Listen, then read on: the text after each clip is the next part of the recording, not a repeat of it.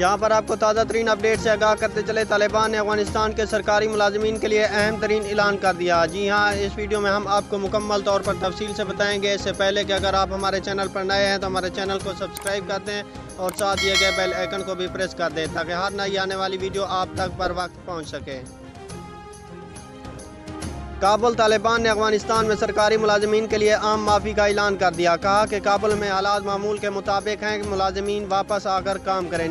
نجی T V دنیا news کے مطابق طالبان افغانستان پر قبضہ کرنے کے بعد حالات معمول پر لانے کے لیے متحرک ہیں، جس کے لیے انہوں نے سرکاری ملازمین کے لیے عام معافی کا اعلان کر دیا۔ بیان میں کہا گیا کہ سب کے لیے عام معافی ہے، لوگ پورے اعتماد کے ساتھ معمول کی زندگی گزار سکتے ہیں۔ ترجمان طالبان سہیل شاہین کے مطابق لوگوں کی حفاظت کی ذمہ داری اب طالبان کی ہے۔